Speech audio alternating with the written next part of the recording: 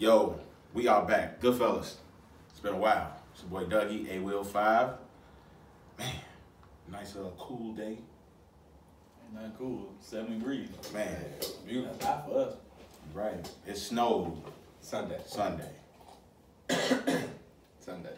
Sunday fun day. Did you shovel your driveway? No, I didn't look outside.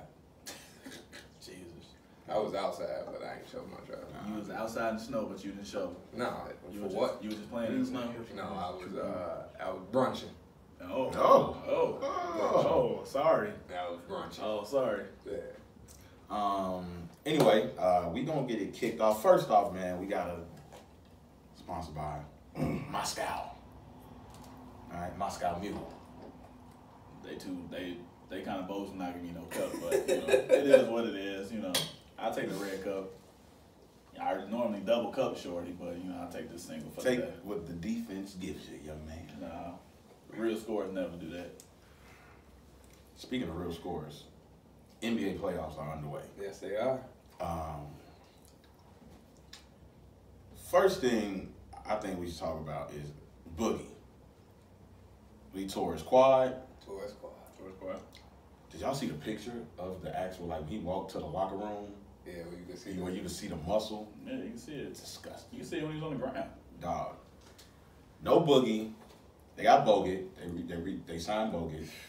Lifesaver. The best insurance policy ever. Lifesaver. Like, we all know they still got 4 other All-Stars, right? Where does that leave them, though? Because they beat the Clippers. They would have to play Houston or Utah next round. How much will they miss Boogie? I think they'll miss him. Obviously, if they play the Rockets, they won a game in the regular season because of Boogie, solely because of Boogie, and his ability to slow the game down, throw it in the post, get buckets, keep the Rockets out of transition, give Capella some troubles, get him in foul trouble. So they'll miss him that series. But Bogut really puts them back in their natural habit. And ball movement, player movement, trust in the pass.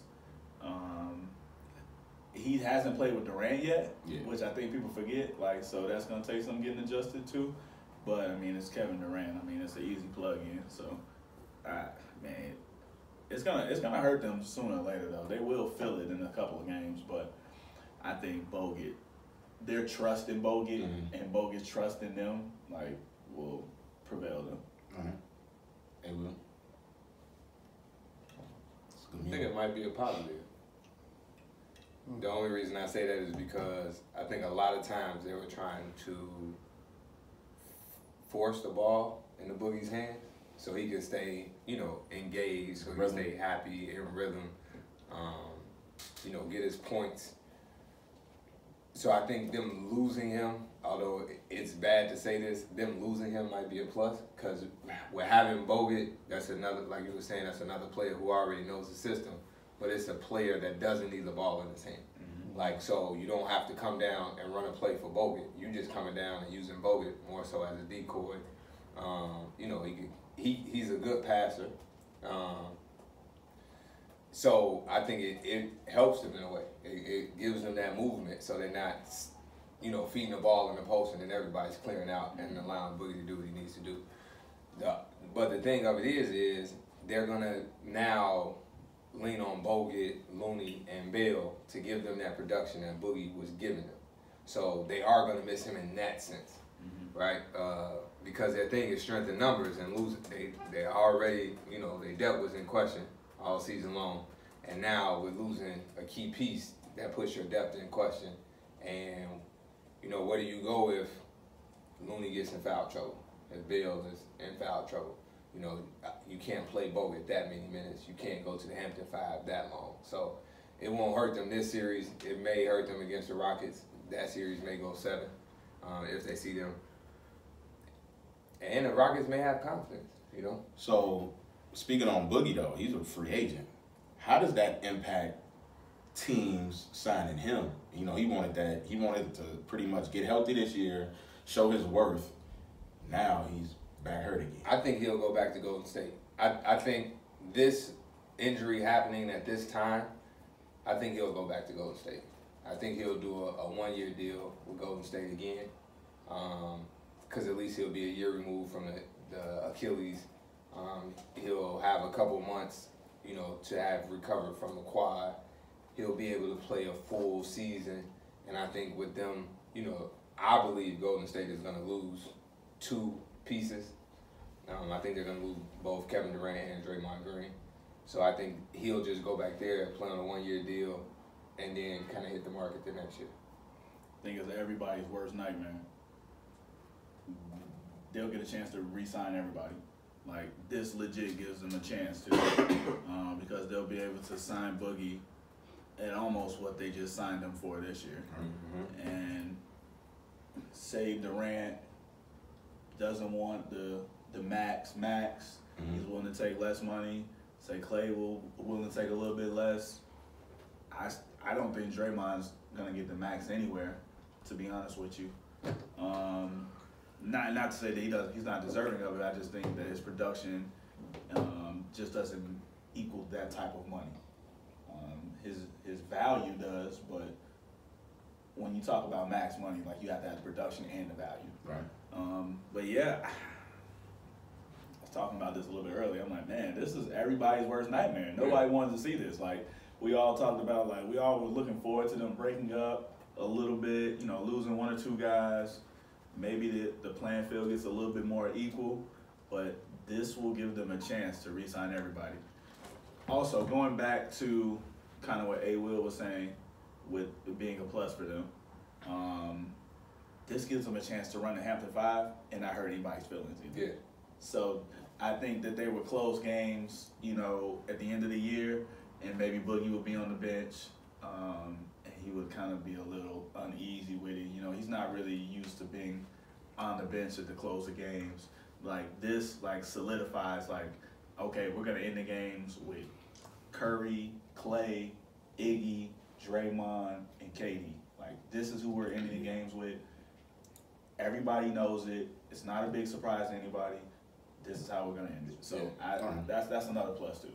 So while we're still on Golden State, obviously, series is tied 1-1. They lost yesterday to the Clippers. Clippers came back, largest playoff comeback in history. Came back from 31 points. Lou Will went crazy. Montrezl Harrell went nuts. Gallinari had a good game. But what I want to talk about real quick is Pat Bev getting in the head of Kevin Durant. First game, KD, Golden State wins, but KD and Pat Bev both get ejected. Yeah. I think KD took 8 shots that first game? 8 shots. Yesterday, KD fouls out, right? It was a clip I saw. KD was at the free throw line. Pat Bev was doing everything he could to, distract him. KD missed the front end of the free throws, and he looks at the ref and says, can he do that? That let me know, mentally, Pat Bev is in his head. And I also read that the Golden State Warriors had a players-only meeting after the game yesterday. Wow. I was actually looking at Draymond Green's, his mom's Twitter account, and somebody was somebody said, I hope Draymond calls them all bitches. And she was like, amen. She said something along the lines I hope so too. Wow. KD, man, dude, Pat Bev is 6 feet. KD He's listed as 6'1". 6'1", KD damn near 7 feet. We all know he can't guard him. So it's a mental thing. How do y'all feel about that? So he can't guard him in the sense of height for height. Yeah.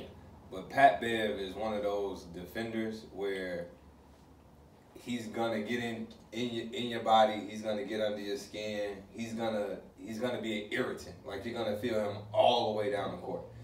And so the thing of it is, this kind of shows I don't want to say a weakness in Kevin Durant's game, but he never catches the ball on the block with Pat Bev, right? I in the games I've seen, I did go to bed early last night. I ain't gonna lie to you, they was up 25 or something. That's cool. I was just game over. But I haven't seen Kevin Durant, when Pat Bev was on him, catch the ball on the block and make a move, in the post. I have not. Like, I always see him catch it on the elbow or catch it on the perimeter. Then he has to face up, and then it kind of plays into Pat Bear's hand. So, in what you're saying, yes, he might be in his head, but I think that goes to Steve Kerr just recognizing what's going on and putting Kevin Durant in different situations to kind of neutralize what Pat Bev is trying to do. I mean, this is what Pat Bev does. I mean, if you followed Patrick Beverley throughout his entire career, even in high school, like, if you follow him in Marshall, like, this is what he does. Like, he is very energetic, talks a lot. He's gonna have his hands all over you. He's gonna push. He's gonna shove. Like, this is who he's always been. Yeah. So it isn't a surprise to anybody. And to me, to be honest with you, the Warriors were doing what they needed to do. Like, Kevin Durant doesn't need to score. If he's gonna play him like that, Kevin Durant doesn't need to score to be effective in the game. Like, we watched Curry get 39, 38. And one? Yeah. Yeah. And you know why he gets 38, 39? It's because of how they're playing Kevin Durant. They're not helping at all. Beverly is attached to KD, and when you take a help defender away from the play, like, you're playing 4-on-4. Like, and it is hard to play 4-on-4 in the NBA. Like, with all the spacing. And we saw the same thing yesterday, too. I don't know if anybody watching the game. I actually watched the entire game. They lost the game because Curry got in foul trouble. I'm glad you said They lost the game because Curry got in foul trouble in the third. He sat literally almost the whole entire quarter. He picked up a quick one, too, on a bogus call. It was bogus. It was a bogus call. It was bogus. It was a bogus offensive call. It was on Beverly? I don't even know. It might have been him or It was a push off of Shaman. Yeah. It was a push off on Shaman. He went back door. Terrible call. He went back door. Changed the whole game. It changed the entire game. Like you saw, like, you start seeing Clippers make they brought him make little small runs. Like, they would get it, like, they got it to 25, and then they got it to 20, yep. And then you saw them get to 15, and then they had it to 14 at the end of the third, going into the fourth. They tried to bring him in the third, but the lineup that they brought him in was awful. I mean, they had it was Livingston, it was Iggy, it was Bogut, and it was another. Oh, and Jerebko was in the game. Oh, yeah. So I mean, they did. So now you don't give Curry the same spacing that he's had the entire game. Yeah. So the game looks a little bit tougher. And since KD's not in the game, guess who's guarding him now? Beverly's guarding him. Yeah. So now he's got a great defender on him. He's got no spacing. So Kerr normally keeps Curry and Durant in the game at the same time.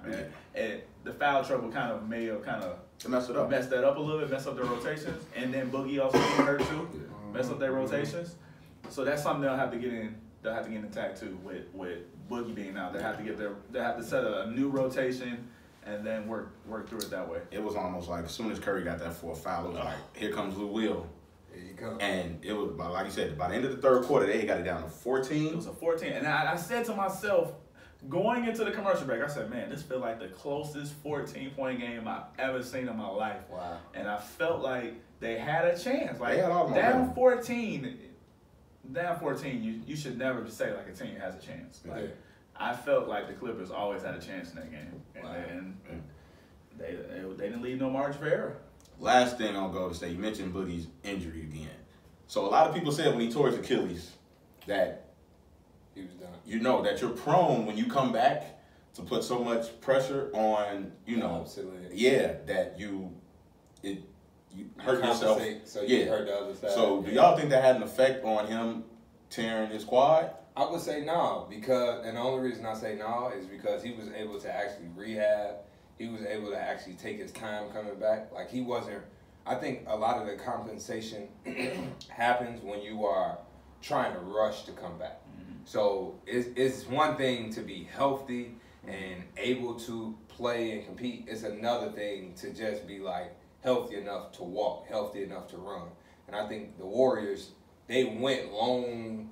They really trusted what they saw in him for him to be able to come back. And then the way he hurt himself, that was just, I mean, he stole the ball and was like dribbling up the court, and it just was a freak accident.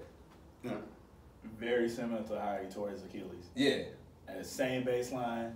It was on the right baseline. When he tore his Achilles, so I was actually at the game when he tore his Achilles. It was on the left baseline? It was on the out of bounds line.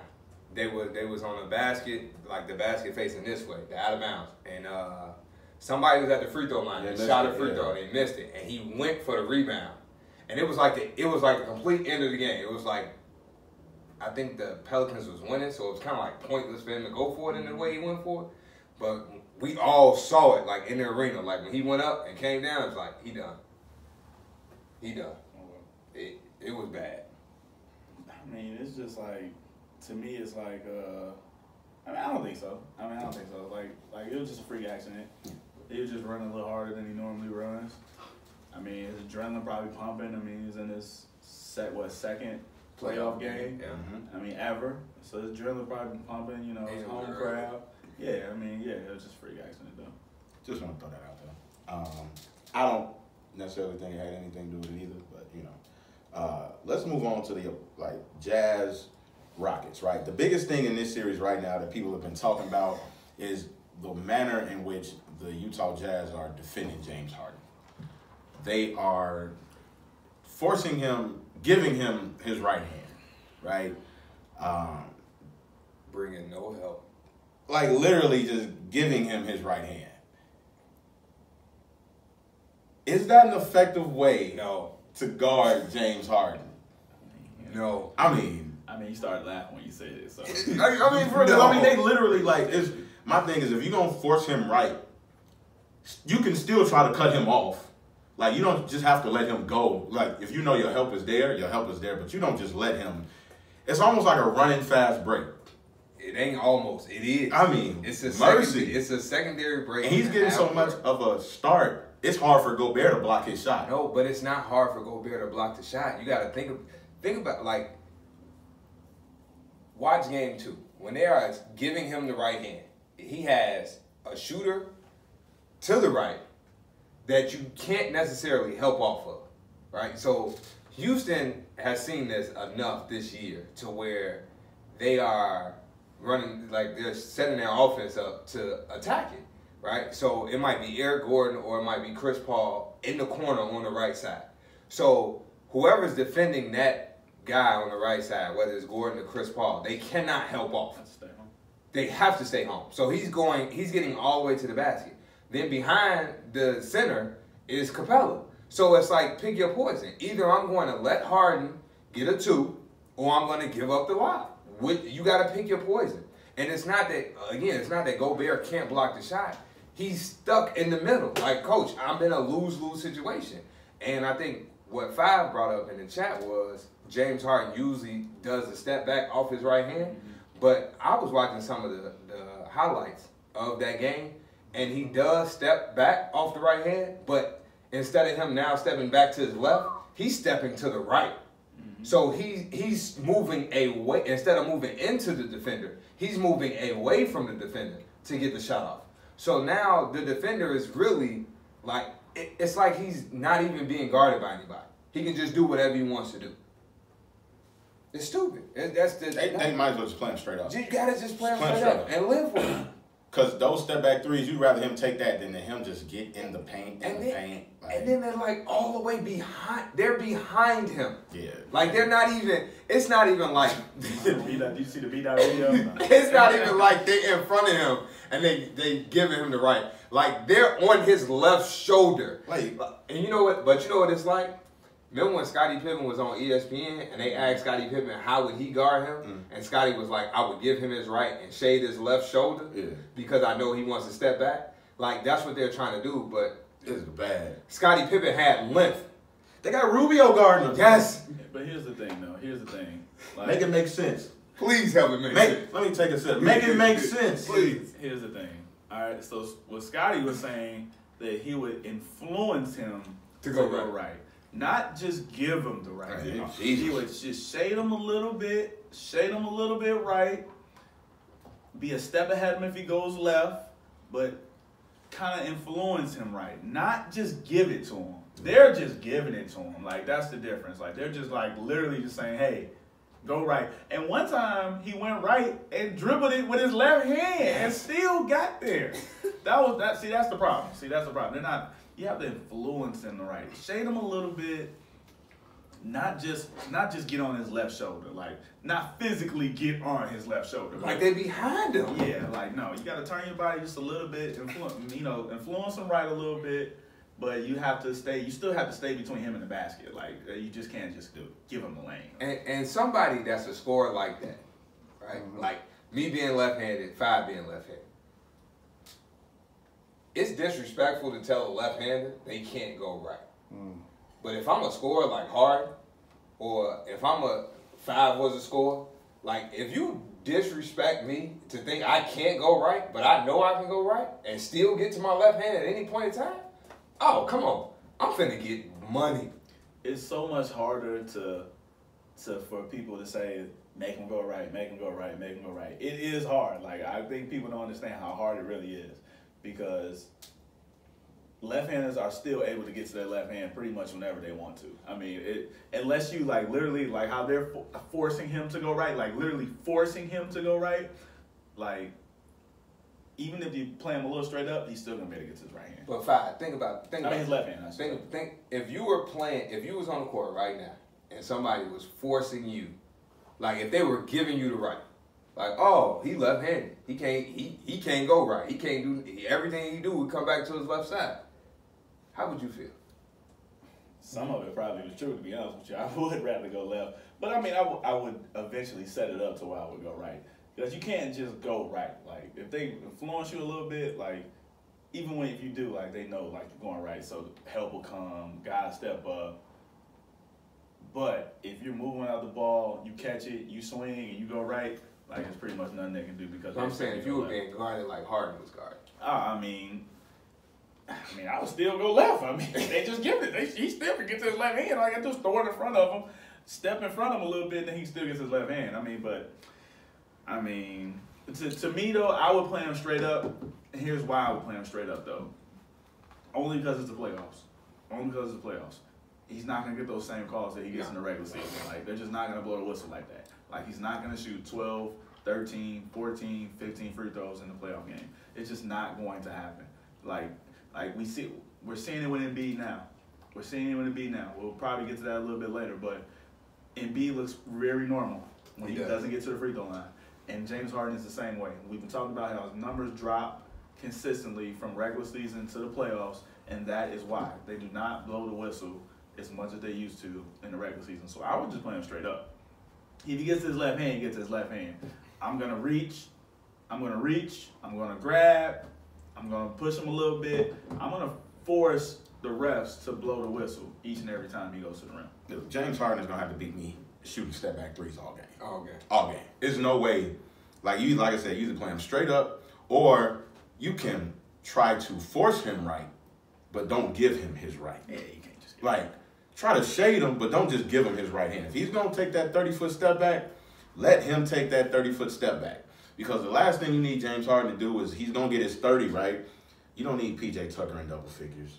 You don't need Capella getting over 20. You just don't need Eric Gordon and all these other guys getting involved. Like, you keep James Harden as a scorer and have his assist numbers lowered, you give yourself the best chance. Like, I still don't understand why P.J. Tucker doesn't shoot 15 to 17 shots a game. Dude. Like, there's no reason why people shouldn't be helping on P.J. Tucker. But again, if this is where you got to give credit to either D'Antoni or just the IQ of the players of the Rockets. Like, no, I'm giving it to the low IQ of the players and coaches of the other team. There's no reason. Look, you help all P.J. Tucker. But what I'm saying, what I was getting at. You see how teams guard Draymond Green? Yeah.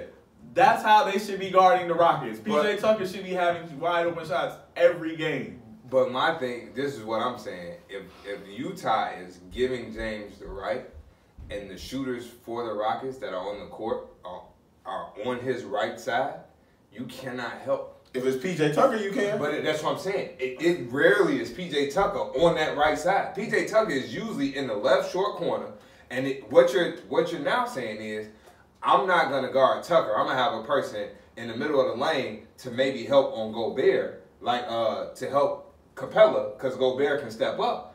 But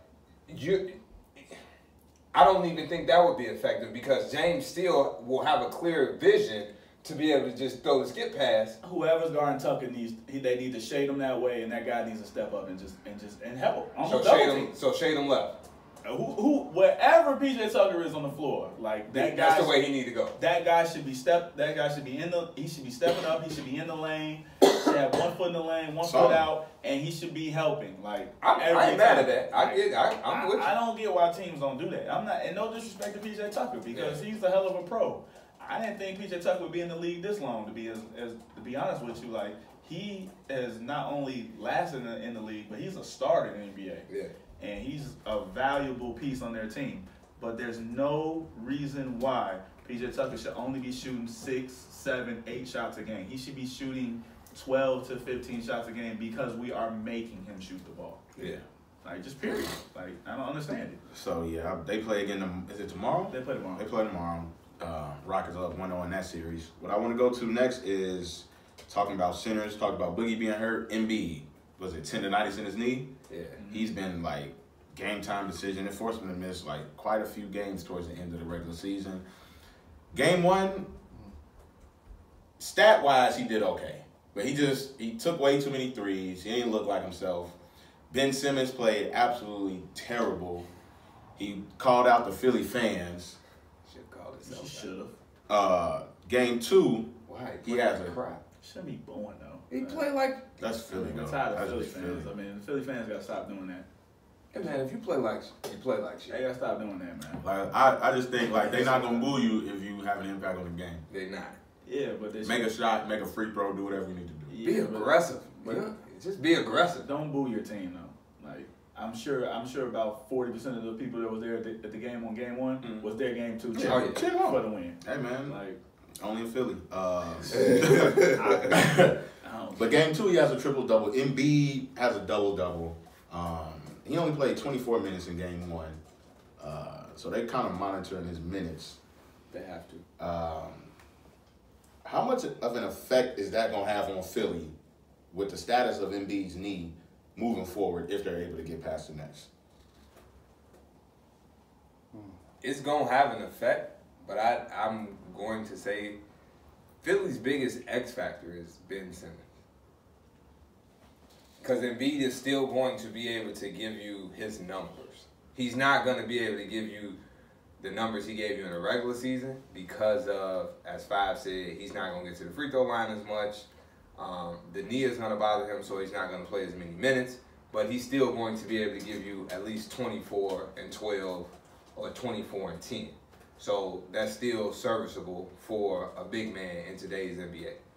But if Ben Simmons is settling for threes, if Ben Simmons is attacking the basket, only looking to pass, Philly's not going to, they're not going to beat a Boston. They're not going to beat a Toronto. They're not going to beat a Milwaukee. Ben Simmons has to come off pick and rolls looking to score. He doesn't necessarily need to score, but he needs to give that threat that he's going to score. If he come off that joint looking passive, or if he just come off of it like lackadaisical, like, oh yeah, I'm just going through the motions, they're not going to win. Biggest stat for me in game 2, though, obviously Simmons had a triple-double, but Embiid shot 0 3-pointers. He shot how many in game 1? Like 5 or 6? How many did he make? Wait a minute. That was your stat of the game? No, I mean, no. With him being aggressive. That was your stat. Outside of the obvious with Ben Simmons having a triple-double. But that was your stat of the game. Dude, he didn't shoot no threes. That was the stat of the game. That was your stat of the game. I thought that was an important stat. It wasn't. Joel Embiid. No, because Embiid always shoots threes. He shot none. No, I understand that. But Embiid has always shot threes. And Philly has still won games in which he shot but it's threes. playoff time, and with him being wide open, that's bailing the defense out for him. I get it. He wasn't even the best center on their team last game. How you gonna say that's the stat of the game? What? Who? Boban made way more impact on the game than Embiid did. Yeah. I mean, you can say that. No, I watched the game. But I mean, even still though, going forward, Embiid don't need to shoot them threes. I disagree. But that was your stat of the game. Though? I mean, when I looked at this, and it just showed. That's the stat line that popped out there. Zero. Sometimes it's the shots you don't take. No, but I disagree with that because I think if he's taking a three, like if this is what I'm saying, if he's setting a pick for Simmons and he's rolling, I mean he's popping out to the 3-point line, and Simmons is going to the basket, looking to score, drawing an extra defender, and he's kicking it to Embiid to be able to shoot a three. I'm okay if Embiid shoots that three. He's been able to hit it. But my thing is, he's a 30% 3-point shooter. I understand that. But he's been able to hit those threes. We've seen Embiid hit those threes in the regular I'm not saying he can't hit them. What I'm saying is, in the playoffs, like game 1, the threes that he missed were all open. It wasn't hands in it. It was all open threes. But if you looked at game 2, he had those same looks, and he just looked at the basket like, okay, I'm taking it to the rim. So he was more aggressive. Way more. And that's what I'm saying with those threes. Like, it bails the defense But out. it doesn't. He was not more aggressive last game. But him taking a three He was not more aggressive last game. Like, no, absolutely not. Nah, I disagree with that. No, he was absolutely not more aggressive last game. I disagree with He that. came out and was a force in game 1. He carried them in the first half. Like, they were in the game because of Embiid and Jimmy in the first half. Like, solely because of those two. He was terrible in the first half last game. He was great. He was great in the third quarter. They had their run. Yeah. But he was terrible in the first half. But I think he had like 7 points in the first half. I think if he eliminates, he's gonna have those open threes. I'm not saying he never needs to take them. I'm not saying, dude, you don't need to shoot none of them. But what I'm saying is, like, you don't need to take 5, 6 of those a game in the playoffs. I can't believe that was your stat of the game. Hey, That's all. And you got to look at him getting to the line. He got to the line 18 times in game 1. And he still shot 5 threes. And 8 times in game 2. Like, just stick. So how was he more aggressive in game 2 if he went to the free throw line less times than he did? He had more help in game 2. I mean, he had more help. He shot like 10 free throws in the first quarter in game 1. But he was down. He was down in the paint though. He shot more free throws but he in the still first quarter in game 1. shot 5 threes in game 1. Yeah. And you're saying the stat of the game was he shot no threes in game 2. I'm confused. Yeah, that made no sense. I'm confused. I'm not with you on that one. I'm confused. If you actually look at the game, he got them same looks. Why do you think he turned them looks down? To be honest with you, I don't know. Maybe he was. Hey, They he said in his post game interview the Philly fans was Bowen, so when they get to Bowen, it made him a little hesitant to shoot. So maybe he was concerned about the Philly fans. And Redick had it going in game 2. I know he had more help, but if you look at it though, like. But Ray, you said he was more aggressive in game 2 than he was in game 1. I'm talking about as far as like settling for threes. Okay. Well, He's settling for threes. I will not agree with But other people stepped up in game 2. But I will say, I go back to your original point. They're fucked next round. They play Toronto. Oh, they play Toronto. Oh, they're fucked. They he can't go into that series hurt. Like, because Marc Gasol has playoff experience. He's going against Marc Gasol. He's going against Ibaka. He's going to see Siakam. Like, you think that the Nets can get in the paint? Wait until they play the Raptors. When Lowry's getting in the paint at will, Siakam's getting to the paint at will, Kawhi's getting to the paint at will, Van Fleet getting to the paint at will. Like when you want to see a team that's going to be in a flux, if he's not 100% healthy, they will be in a flux. Like, because Marc Gasol is experienced veteran, former defensive player of the year. Yeah. Like, he's going to go against that type of center, and he ain't Jared Allen. like you're not gonna just be able to move Marc Gasol all series and think you're just gonna be able to big body your way in the paint in that series. It's not gonna happen. So he has to be 100% healthy, and he does. He's gonna have to hit some jump shots too. Yeah. Like, it's not gonna be bang bang down there with Marc Gasol all series. Like, it's just not gonna be that way. And then also he's gonna have to step out and guard the perimeter. Like, and that's where they're struggling. I think that's what a lot of people aren't really focusing on. Forget him on the offensive end. He is giving them nothing on the defensive end. Like, he had 5 blocks in game 1. He had 5 blocks in game 1 because the Nets had no respect for them. And they felt like they could get to the lane whenever they wanted to. And he had some help recovery blocks. But game 2, he had none.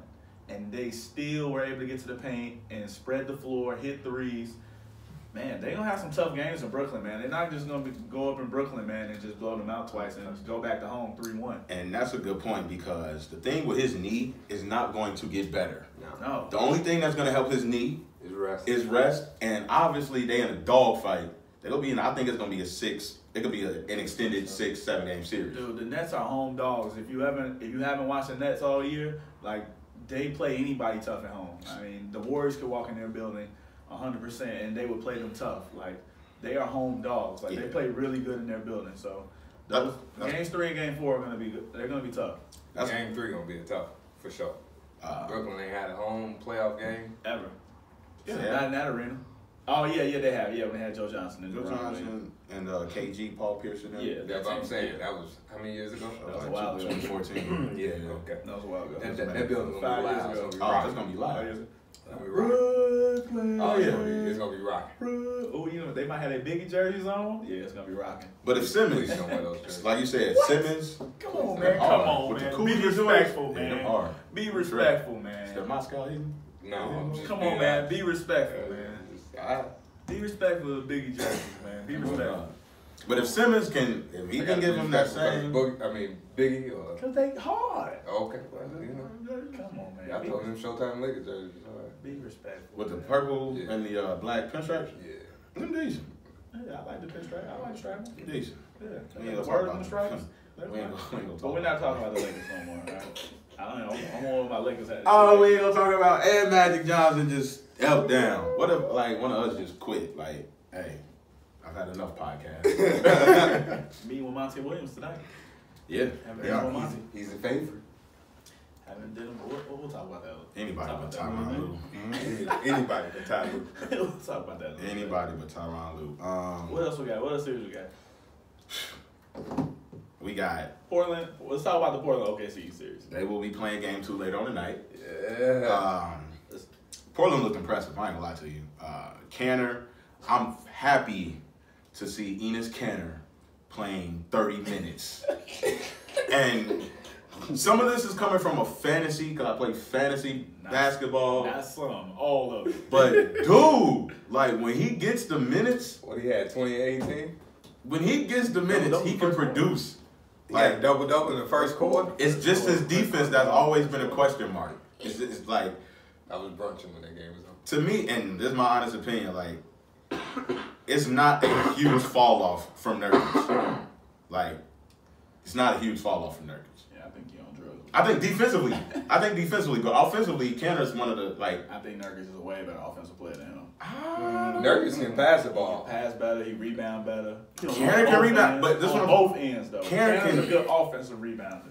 but I don't know, man. Like, I don't know. I've seen Kanter, like, when he gets the opportunity, I feel like Nurkic has gotten more of an opportunity in him to showcase his skills. He better on the high block. Like he better on the low block. Like Nurkic is. I mean, but how much of a fall off is it though? It's not like he's like that much better than me. I think it's a Like, fall off in the sense of you can't run your offense through Cantor to be able to get somebody else involved. Yeah, I feel like they were so comfortable. Like Dame and CJ were so comfortable with Nurkic with the ball. They had such good chemistry. Like they're gonna have to build that a little bit with Ennis. But that's no disrespect on Ennis though. No, I mean, but we'll see again tonight. Because like I said, this honestly is the revenge series for him. I think a man. lot of people forget that. Like he used Oh yeah, he to did play yeah. for OKC last year. Like this is a revenge series for him. So he's very familiar with Adams. He's very familiar with Westbrook. Like he's familiar with some of the guys over there. So he's gonna know some of their tendencies and some of the things they like to do, some of the things he can do against them. yeah. So he's gonna have a little insider tip on that series. But we'll see if he can continue to do it too, though. He gonna have to. Like they gonna win the they series. don't have any other bigs really. He gonna have to. Collins, Leonard, like they ain't getting it done. Biggest thing, and I want y'all opinion on this, is we've been talking injuries. Paul George shoulder. Definitely. Like, they gonna need him if they want to win the series. Like, it's obvious he's not 100% as well. Man, he didn't shoot the ball like 6 games though. He said Yeah, he he didn't did shoot say the that, ball yeah. for like 4 days or Like something like that. shooting. I ain't buying none of that bullshit. Like Why are you not shooting the ball? the Portland Blazers played great defense. I'm not taking anything away from what Portland did versus him in that series. Harkless was great on the defensive end, and he has the length and the size to be able to guard him and make life tough for him. And Aminu, same thing. He has the length. He has the athleticism to make things tough for him. He doesn't see defenders like that on an everyday basis. How much they lose that game by? They lost by 2, 101-99. That was I think they lost by 4. 104.99. 104-99. So I they thought lost they by gonna win 5. that series. So Say who? Thunder gonna win that series. I know Portland won, but and so the thing is, another thing is the 2-guard situation. Yeah. All right. So if you've been McCollum following versus Ferguson. if you've been following OKC, like OKC does not guard 2 guards good at all. They give it up to the 2 guard. Yeah. Can CJ McCollum continue to play like the all-star type guard he is going to be a big factor in the series, because Dame and Westbrook are going to cancel each other out. They're going to battle it out. Like, can CJ McCollum continue to win the battle between the 2 guards, and can their small forwards and power forwards continue to guard Paul George? Will be the tall tale. I think Kanter and Adams are going to cancel each other out too. I mean, they're both big boys. They both rebound well. They're great rim rollers. Like, they're going to cancel each other out too. But I think on the perimeter, on the wing, is where the series will be won or lost for either team. Is Roberson ain't back yet? He's not coming back. They say he's done. Yeah. Tore patella. I mean, that's a tough injury to come Oh, back. dang. Yeah. I don't understand. Like, it seems like with OKC, like, that's always been their weakest position. 2 guard. Like, have you? Well, they had Oladipo and they didn't use him right. yeah, they didn't. They showed They it. used him Yeah, terribly. they had Oladipo. They didn't use him right. You know, they shot 4 for 35 from 3-point. I mean, yeah, and Oladipo, I understand. I don't. Yeah, now that's the stat of the game right there. What? What did you say then? 4, like 4. And Who? Paul George one person hit threes. 4 for They all 35 came from 3. Now that's the stat of the game right there. You know what that tell you? Get your ass to the free throw line. Stop shooting all the damn That threes. tells That's me. the NBA, G. You don't have to do it. Yes, you. Man, listen. And he still only won by 4. Get to the line. But also, like, they have no respect for OKC's 3-point shooting. I mean, I I wouldn't either. Yeah. They only have. What 3-point shooters they got on their If team? they're gonna continue to play Schroeder all those minutes and not play Ferguson, like, they literally have no 3-point shooting. It's gonna just be Paul George. And Westbrook is so reluctant to shoot threes these days because he hasn't been shooting the ball well that it's making it tough on their offense. And that's the reason why they only scored 99 points. So should they? So let me ask this question: since you said it's a battle of the 2 guards, it'll be a battle on the wings. Do you think OKC needs to start Schroeder and Russ play Russ, Schroeder, and George? I think they're just gonna continue on they lack of 3-point shooting though. I feel like Ferguson, like you like to say, is a guy who don't need the ball in his hand, and a guy just ready to kind of catch and shoot and ready to spread the floor. But at the same time, they want to go with their experienced guy, which is Schroeder, so they're playing him all these minutes. So it's a damned if you do, damned if you don't. But at the same time, I think Schroeder can put a little bit more pressure on CJ. If that is the case, like, and make Or you could take Russ off the ball and allow him. Good luck. Russ just hasn't been shooting the ball well, man. It's just tough. It's tough to play him off the ball just because ain't even when he's open, like, he don't want to shoot. Like, he knows that he's struggling. Like, you can tell he knows. Like, They need to get to the line, man. They need to go. They got Russ is one of the best. you can't get to the line though when the lane is clogged. You got 4 guys in the lane. Like, there's nowhere to go. Ain't nowhere to go, brother. There's nowhere to go. You gotta do something because some of them threes that they was taking, man, like That's the same thing. turn them down, turn them down, get to the basket, or take a step in. Take a step in. That's the same thing with Philly. Like, Philly in the game 1, like, there was a reason why they lost. Like, They was missing 3. yeah, Redick couldn't hit a hole. He couldn't throw it in the ocean. I think him and Simmons was like 3 for something. Yeah, Redick couldn't throw it in the ocean. So you know what that does? Everybody in the lane now. Yeah. Like, everybody in the lane. If Redick not hitting threes, you think I'm finna step out on Jimmy or Simmons or Tobias? Yeah. No, man. Hey, Shoot it. look, quiet as kept in that Philly series. Tobias Harris ain't been putting up no numbers. Awful. No. Awful. He ain't But been you know why calling no though? numbers. But you know why he hasn't been playing awful? Because people have been gunning him out the game. Like, No, I get it, but I'm just saying, the first game he had 4. he took 7 shots. Took 7 shots. Yeah, that's, Jimmy and Embiid were gunning the first game. I will stick to my guns on that. Jimmy and Embiid were gunning the first game. Like, that was not Simmons' fault. It wasn't Harris' fault. I mean, Redick was off. You don't think they needed to? no. Obviously, now Jimmy that and- lost. No. I mean, Jimmy I'm shot telling the- you, that they got. So we always talk about Golden State got 4 All-Stars. Philly got 4 All-Stars. They have 4 All-Stars. Harris Harris was averaging, since coming to Philly, he was averaging 20 points a game since coming to Philly. For him to only take 7 shots? Yes. 7? Yeah, He was averaging 20. He only took 7 shots. No, you don't have to gun him out the game.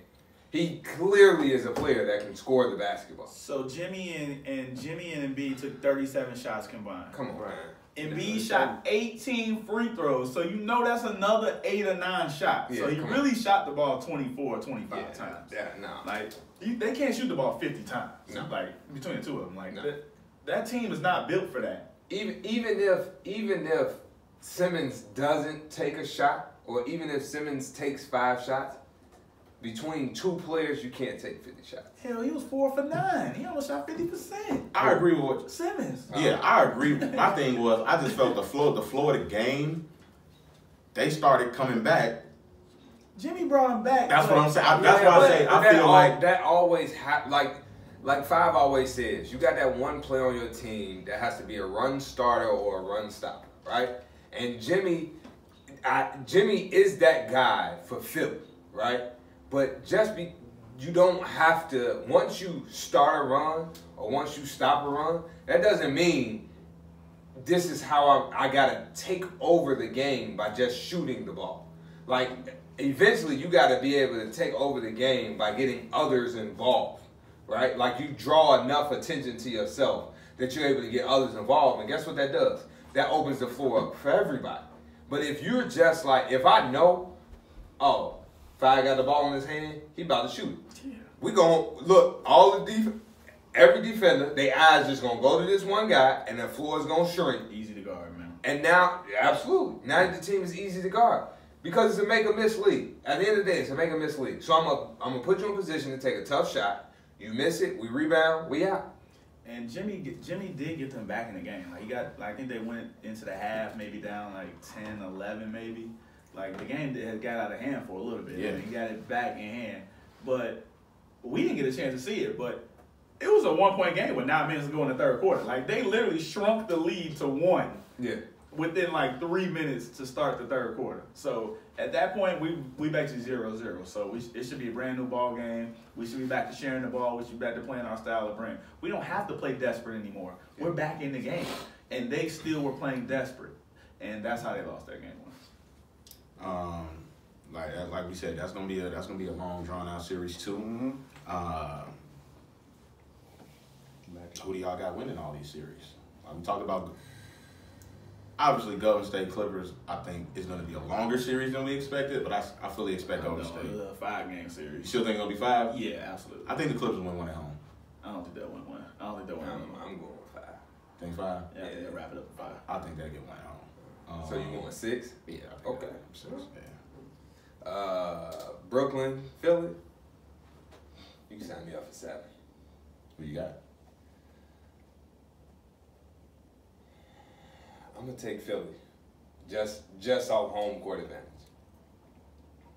Like, you have to, I think for you to have home court game 7, for you to lose game 7 at home, you have to wet the bed. And I don't think Philly will wet the bed game 7. All right. Okay. Go with experience. I'm going Philly. How many games? 6. I mean, they got Jimmy. They got Redick. They got all the guys that's been there. So Brooklyn really don't have anybody. And if you watched the game yesterday, like, all Reggie Miller kept talking about, the young people from Brooklyn don't know any better. Yeah. Like, that's a tall tale for me that they don't have any experience in their team, and they're not gonna know how to win when it really matters. I got Philly. I want to say 5 games, bro. You want to say they're gonna win both games in They're gonna Brooklyn? win both games in Brooklyn. That's what I want to say. They got got the talent. Like, everything is there for them to do it, man. Like, what's your head say? It's going 6. Okay. It's going 6. But I wouldn't be surprised in 5. But I'm gonna say 6. Utah Rockets. Man, initially I had Utah winning the series, but man, they gonna keep guarding him like that, man. It's over. Yeah, it's over, man. Give me the Rockets, man. How many games? 5. And another reason, because I hate the way Snyder is playing guys. He played the entire team. yesterday. Like, well, how do you? We're in game 83 of the season, right? Right. This is the first game in the NBA playoffs. You play 82 games in the regular season. We're on game 83. How do you not know who you're gonna play during a playoff game? He played everybody. Cephalosha got me. Once I saw Tabo get a game, I was like, oh well, hold on, whoa, wait a minute. I was like, you searching for answers right now? Air Max God. In a game one, give me a Houston. I'm gonna go with Houston. Yeah. If they keep guarding Harden the way they guard, it's gonna be a sweep. Get your brooms out. Get them out. Get them out. They'll win one. They'll win one of Utah. No, I get They always win one of Utah. No. They always win one of Utah. If they guard Harden the way they guard him, listen, we cancel Christmas. The way they guard him, I got to that. It's 5 games. Only way they got a chance is if they switch it up, man.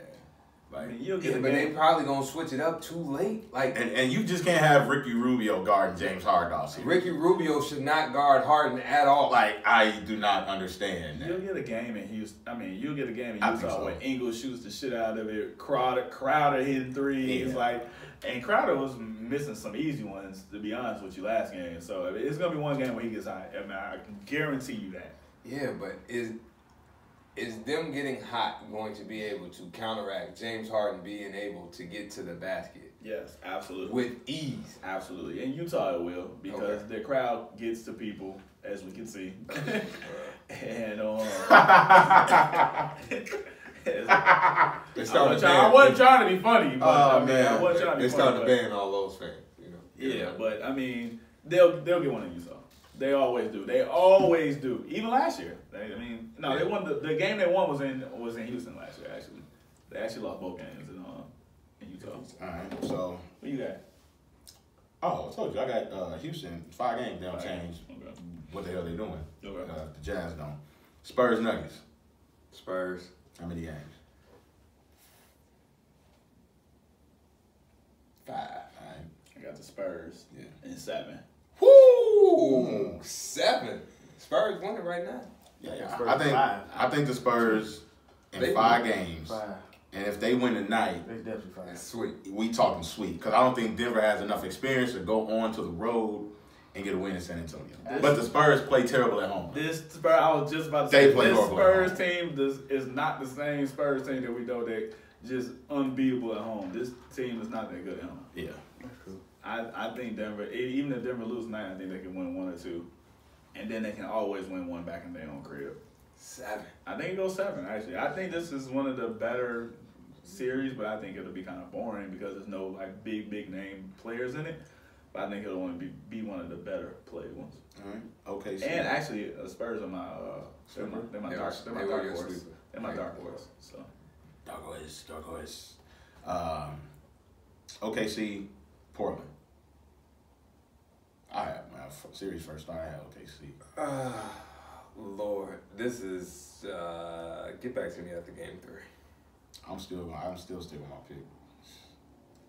give me Dame Dollar. I'm still going OKC. I just think OKC just My God. they just not smart enough. I mean, to me, listen. As a coach, So when I'm Yes, gonna say yeah, absolutely coaching, but listen, like if you watched any playoff series last year, if you watched the Pelicans versus the Blazers series last year, it ain't that hard. They laid out the blueprint to beat the Blazers. You double Dame any chance you get, Yeah. and even if you gotta just leave somebody, like you just leave them, like. And you make Aminu, you make Harkless, you make E.T., and now they don't even got Nurkic now. So it's like, make those guys just beat you. Make them make plays. Anybody else. And I don't think OKC is just smart enough to do that. Like, I just don't think they are. Like, they're going to continue to play the same way, and they're going to expect different results, and you're just not going to get them. And he's going to continue to do whatever he wants to do on the floor. he did slow down second half. Yeah, but in the fourth quarter, he had 14 in the fourth. He did, and that's another coach that I hate the way he does his rotations. Who? Terry. Terry Stotts. Yeah, I'm not He a plays fan. Dame the entire first quarter, and Dame will not see the court until about 4 minutes left in the second quarter. Yeah. dude, you can't do that in the playoffs. He switched it up a little bit yesterday. I don't know. I never understand that. Dude, it's stupid. It's stupid. So I picked OKC at the beginning. I ain't gonna change it now. I'm gonna still stick with them. I'm gonna say OKC in 6. If I gotta pick today, I'm gonna pick OKC. I don't know how many games. I'm just gonna pick OKC. So like, if you pick OKC, right? Like, this is the thing with, like, we've been talking about Russ's triple doubles that he's been getting, right? He can average a triple double in this series. That's my thing. Like, how impactful are these triple doubles if they are not winning? Got one in game 1. He got one in game 1. He didn't have any steals or anything like that, but I mean, he got his triple double. He did with, like, what's the impact? How do we rate these triple doubles? Because if he's getting triple doubles and they're losing, like, a lot of times people are saying, well, remember they had that stat, well, when Russ gets triple doubles, the Thunder are such and such and such and such with a big, huge winning record. Like, if he averages a triple double, I think it's a different dynamic now, because it's not the regular season. So the regular season, you know, like, you may get a triple double against Memphis. You may get a triple double versus Chicago. Like, those are games you're supposed to win. So to your point, is the triple double are his triple doubles impactful in the regular season? I'm gonna say in the regular season of the playoffs, honestly, maybe not. Because just because he gets it, it doesn't necessarily yield a win. Like, and then you have to think of the way in which he's getting the triple double. Like, is he doing what his team needs in that game or in that moment to you know, start a run, stop a run, you know, build a lead, you know, cut into a lead. Like, that's where you have to start picking apart Russell Westbrook's triple-double. Because, I mean, scoring 10 points for Russell Westbrook is easy, right? A lot of times we might say him getting 10 rebounds is easy, because a lot of times it looked like the team just give him the rebound. Like, ain't nobody, you know, really battling with him to get a rebound. So, I don't know. It's hard to say if it's impactful or not. Because I think he just goes out there. I don't want to say he goes out there searching for a triple-double, but some games it seems like he's searching for a triple-double. And he's not necessarily playing the game, and then you look at the stat sheet and say, oh, he got a triple-double. I think on the points and assists-wise, it's fine. Like, he's doing what he needs to do. He's scoring the points he needs to. He's making the right passes, obviously, when he needs to. If he's getting assists, he's leading the points. But I think where it hurts him is the rebounds.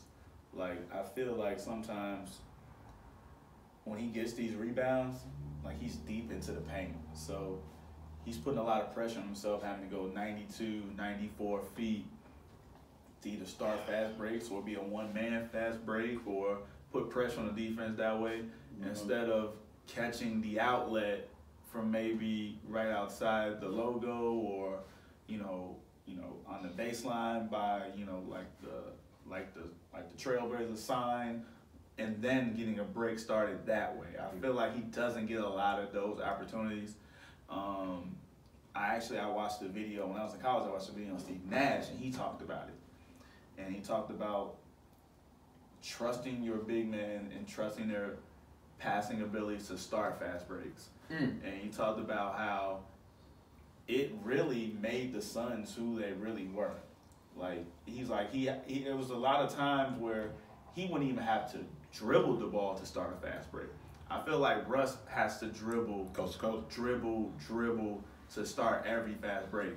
And when Nash is telling me that he's starting fast breaks and not even dribbling, so that means, like, as soon as the ball hits the rim, center grabs the rebound, he's flaring out to the baseline, he's catching it here, and then it's an automatic get it ahead, and then you either got a shot or you got another cutter, and he was starting fast breaks that way. I feel like Russell just puts a lot of pressure on himself by trying to grab all of these rebounds and not trusting the Grants, the Adams. Like, I saw one time where, like, Adams was definitely about to grab it, and the Russ came and just said, I got it, and Adams just kind of just backed away and just put his hands down and said, Russ got it. and then he starts to break that way. But I think more and more that's going to continue to wear on not only him, but also on his team too as well.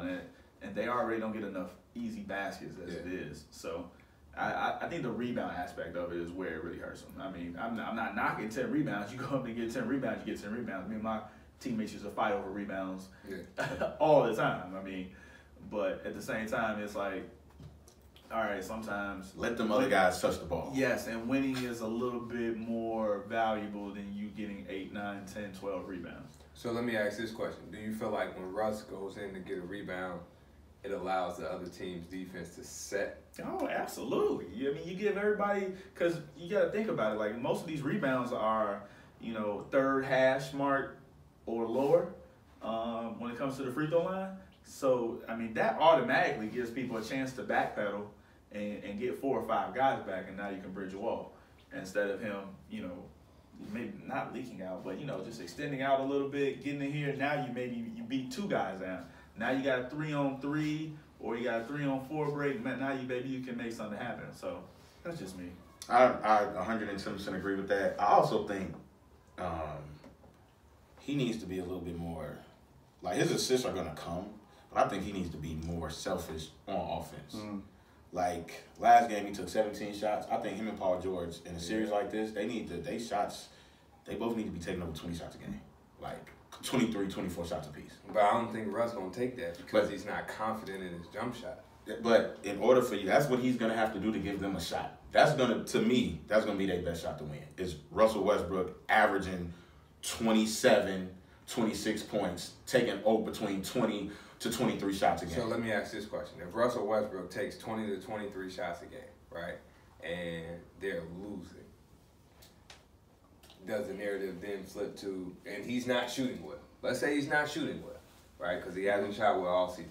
And the narrative flips to Russ is shooting too much. He needs to get other people involved.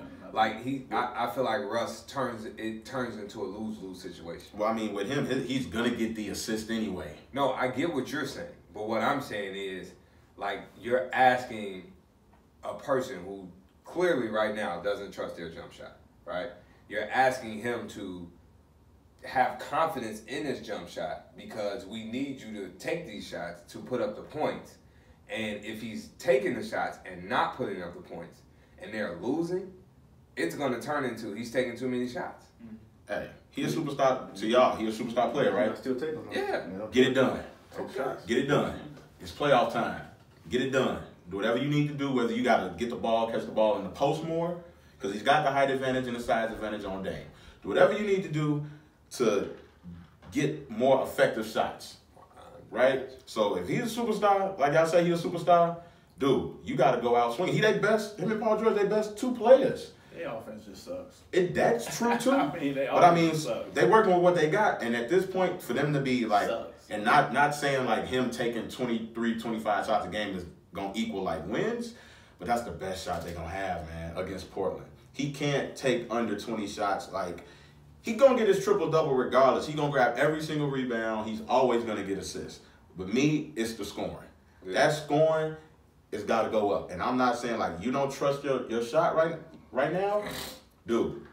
You got to find a way, man. You got to will your team to win. They can't guard him. Like, dude, like they don't have anybody that can check him. Like, they don't. Like, he has the ball mid-post, back, and sometimes when you say he gets the rebound, he bring it down, he'll back down. Like, back down smaller guards. That can start your offense. Man, they ain't not really a smaller guard, though. I mean, but Westbrook has the advantage, though. Maybe a little strength advantage, but Dame's a big guard, too. I mean, I don't mean like he's a liability, but I mean, like, in order for them to do something, because, I mean, you can't rely on Grant and Adams and Ferguson. They need to just find a way to get Schroeder more involved. Like, I think Schroeder should be a clear third option. I think Russ should play off the ball. I've always thought he should play off the ball and let Schroeder. He's not shooting the ball well enough to play off the ball. But I mean, when I say off the ball, catching it in better spots. Like I'm not necessarily saying he might like, not be comfortable enough. And that's true. That's and the coach true. just might not be good enough. And the coach damn shame. It don't look like he getting fired no time soon either. Yeah, they just gave him an extension. Did they? Yeah. Oh my God. need to be a part of the Donovan family. Job security. You feel me? You ain't lying. Spurs up 16. My God. It's not looking good for them Nuggets. It's not looking good at all. So we gonna get into go talk. It's been a while. Man, you ain't gonna talk about who your winner between the Bucks and the Pistons. We got go talk. You ain't got no winner between the Bucks and the The Pistons. Detroit Pistons are a disgrace to the NBA playoffs. They don't deserve to be in it. Blake Griffin is. Look, I don't even want to really Blake dive ain't into even it. about to play a game. Like, come on, Reggie Jackson, one of the worst point guards in the entire NBA. Look, He is terrible. didn't man. what's name get ejected game 1? Drummond? Yeah. Come on, man. Flagrant too. It don't matter. He knew what he was doing. I didn't think he just should have got pushed. ejected Yeah, he either. just pushed him a little Hey, bit. he knew what he was doing. He But, didn't want to play no more. I kind of don't blame him, bro. Like, they Yeah, are. I mean, Giannis can't just dunk on you all game. 1, 2, 3, Cancun. I mean, Giannis. What about the Celtics Pacers? We ain't talking about that. That's Boston. sweet too. Boston. That's a sweet. Boston. Yeah. It better be a sweep. Yeah. Man, I don't get no respect for the Pacers. Not without Oladipo, I don't. Just check and see what y'all do. Yeah. 1, 2, 3, But Cancun. I will not mention anything about the Detroit Pistons anymore on this podcast. No, we can't talk about the Pistons. What if they win a game? They What not. you gonna do if they win a game? They not. They not.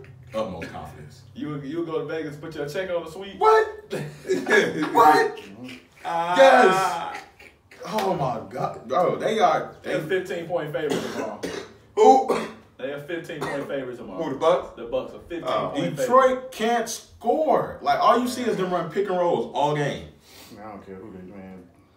Blake Griffin's not gonna make a difference. 15-point favorite? That's ridiculous in the playoffs. I don't think I've ever seen that. Jesus. Man, That's It's funny you say that because the Clippers were actually they had been 12-point favorite. They're the 12-point game favorite. after game one. I think it was something like saying they were like the biggest odds like as far as a point spread in like so many years. It was only 12 points. But they were saying though like it was like huge like in so many years. But I mean. Yeah, You by looking at time, 15 now. look, no, it's gonna be 20 by the time the game's Dude, done. they can't score, bro. Like they can't. As soon as it come out, Blake Griffin out, that point total gonna change. I think it was going to be a sweep if Blake would have played, to be honest with you. I don't think they had enough. And you want to talk about that? I just want to see what y'all heads was. I want to see if y'all Same feel a place little you frog. did. garbage. Detroit Pistons. Like, I would have much rather seen. Well, I watched They the could first have got one more last dance. I would have much rather seen D Wade. Oh, yeah. They could Yeah, I have got one more last definitely- dance. definitely Man. would. They would have got sweater too, though, but. They play hard. You know what I'm saying? It would've been interesting. Competitive, some fashion. It would have been a hard 4-game sweep, okay? Way back in Milwaukee. Jesus. Yeah, that'd have been interesting. That'd have been interesting. Headlines. I watched the first quarter of that Milwaukee Detroit game. I actually watched it all. Actually. Yeah, see, I don't know what's wrong with you. I 'cause played I cut that fantasy. jam off so I fast. played fantasy, man. I had Sterling Brown, man. He was getting money. I had to check it out. Dude, like, Bruh. I cut that game off so fast. They was up 20 in first quarter. I said, man, it was bad. I'm about to watch Blacklist Redemption. It was bad, bro. Blacklist Redemption. Yeah, it's a TV show. Booth, what you got, man? Go talk, man. You going live? Hold on. You look like you finna give us bull. Come on, man. I keep y'all the greatest players of all time, man. We won basketball today. Oh, Lord. That's it, bro. Jeez. It's okay. You're going to have like Sean Kemp. Oh man, they don't know. Neither one of these guys got a record or nothing, man. They all say They don't got a record. no Yeah, record. They all good. No charges. Nothing like that. What? I don't know what's wrong, but we need to meet. I actually liked them when they had the charges. Actually, that was See, like pretty OJ. interesting. OJ one was actually pretty interesting. What we got, Booth? What we got, man? We got basketball. Player A, career average 22, around 23 points a game. Player B, 18 points a game. Player A average about 11 rebounds a game. Player 2 average, I think about 10 rebounds a game. Player 1 average about 3.9 assists. They both average about 4 assists a game. Both one-time MVPs. One played 16 seasons. Player A played 16 seasons. Player B played 21 seasons. One of these. Hold on, how many seasons the first one played? 16. One of these, KG. One of them is definitely KG. That's player A. Player B is KG. No, he's played B. Player B is KG? Come on, man. KG had no 20 a game in his career. Dang, you mighty disrespectful over there. Oh, man. That man averaged about 9 points a game last You said both of them won MVP? One-time MVPs. What did Dirk is the second. Dirk is the first one. No. Dirk not the first one? What did the first one average? 23? 23 points a game. 23 and what? What was the rebounds? 11. Malone? Nope. Malone. He's 26, right? About 26. Yeah, 25, 26 a game. Wait, who averaged 23 again? 23? Yeah, MVP though. Exactly. Barkley? There you go. Oh, go ahead. I'm playing this I Oh! told you I come through in the clutch, man. Oh, Yeah. Go ahead, Jack. Yeah. That's tough. You think on that one. Yeah, man. Go ahead, Jack. You got that one. Mm-hmm. Let you answer first, second, and I'm third. not going. I'm not going. Yeah. I'm not going. I'm not answering. I call it go talk on the spot. I'm not going. I can't answer that. I can't answer that. Barkley versus KG. You picked my two favorite players. I know one of them was your favorite. Two favorite players. I know KG. Look at KG got better career, like total points and stuff like that. My Later. two favorite players. Ooh, got a what we ring, got? too. We got Go Talk. Go talk. Who we got? Who we got, Booth? Who named players? Who we got? Who we got? What players we got? We got Come on, where you at? the mound, the rebound, Round mound. the round mound. Be the rebound. respectful. Wow, bro. Ain't Charles Barkley I need a chip for this one. and the big ticket. I need a chip. KG, Kevin Garnett. Got too much chip We got- on your dip. We got the Dip on big your ticket. chip. We got a big ticket versus round mound and rebound. Bro, I'm Two going- favorite players. I'm going KG. Why? Dang, you ain't Just got to easy. think You about it. didn't even, Damn. bro. You don't even have a stat up on your phone. It was a What's going Dorito. on, Law? He ain't We got that Law in chip. the building. It was the Dorito, bro. Law, man, we in here talking about KG or Sir Charles. Who you got, man? KG was a defensive Let player. us know, of the year. man. Type it in the comments, man. Who you got? He was. He was a KG much better KG defender than was. Barkley. He was. Yeah. Defensive KG player of the was year. KG Nine was times. also Defensive player of the year. KG was All also defensive 7 9 foot times. playing power forward. Charles Barkley was a generous 6'5". Both of them, I feel like. A generous 6'5". Both of them, I feel like transcended they position. Oh, definitely. But I gotta give KG the edge on defense. That would be it for me. That is just defense. Because Just defense. KG, they both rebound the ball really well. Like you, But one was 6'5", generous. that's cool. The other one was 7. So is rebounding gonna be the make or break? Bro, You're gonna get the rebounds anyway. All right. Now, who gonna block some shots? He was a defensive player of the year. He was. He was the captain of that team. He was. On the anchor on the defensive end. You're absolutely right. When has Chuck ever anchored any defense except when he defended himself versus Shaq? He anchored the offense though. Yeah. He was the focal point of the offense. Right. In Phoenix. He was the man. Way better offensive player than KG. So I'm gonna say Charles was a way better offensive player because he actually took that challenge on. I think KG took the challenge defensively. Like that was his challenge defensively. Because KG had the tools to be. If KG took the challenge to be better offensively, KG would probably be the best power forward of all time. You think KG could be the best power forward of all Absolutely. time? If he would have took the challenge offensively, if he would have averaged 20 points as long as Tim Duncan did, and if he would have put up the numbers offensively as long as Tim Duncan did, because Actually, I think him and Duncan numbers is very similar. But career numbers. Duncan was a lot more consistent offensively than KG was. A lot more. Think about it. When KG went to Boston, he accepted the role of being the third man. He accepted it.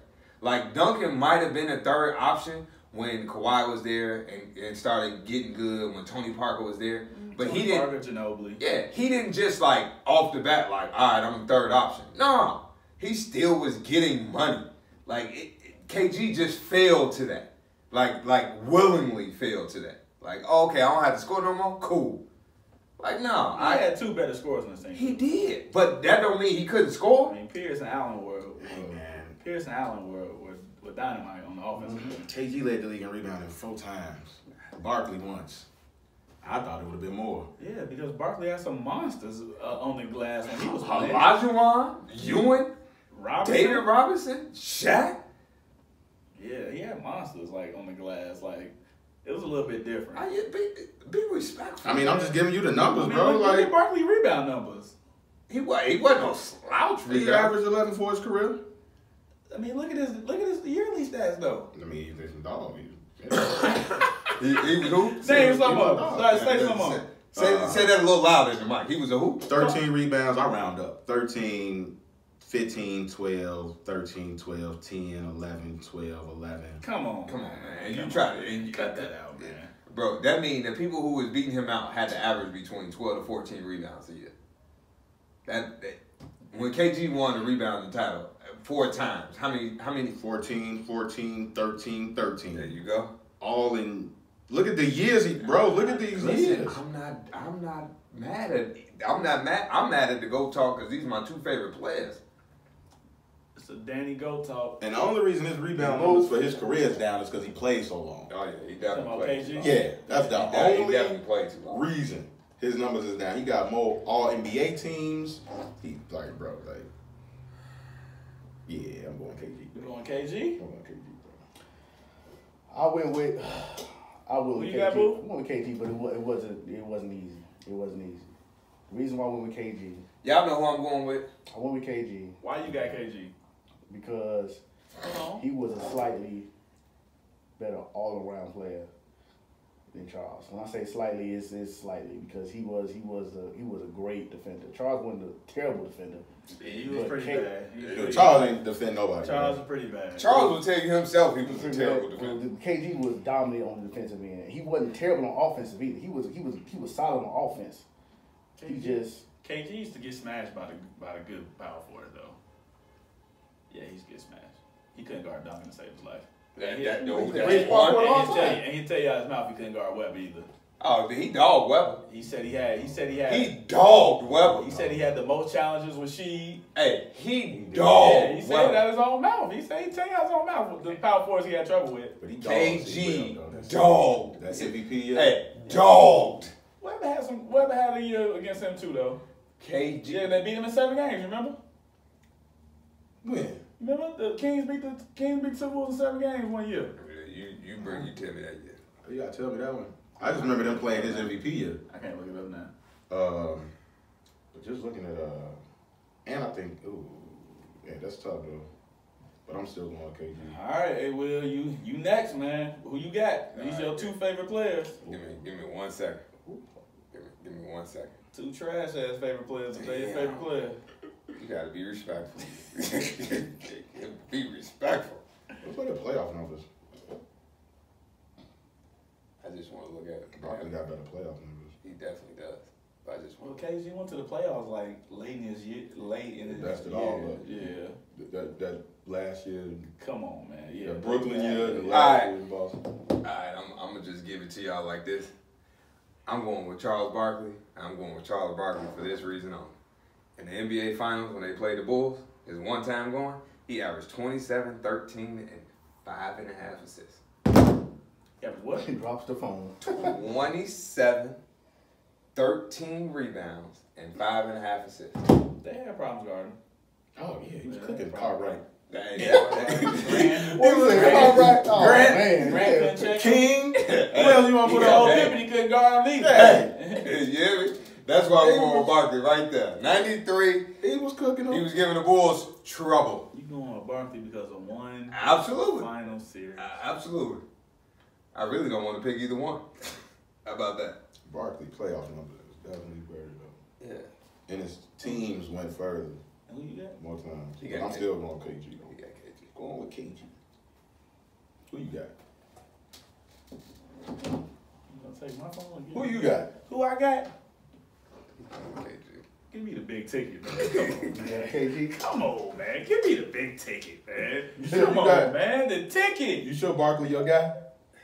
No, I'm not. Cause let's point to this. Hey, you see that say the big ticket, man? Come on, man. Give me the ticket, man. The ticket was a better defender, better passer. Like, he was a better leader. Like, he just had more intangibles about him than Barkley did. Barkley Can't argue that. was a lot of numbers.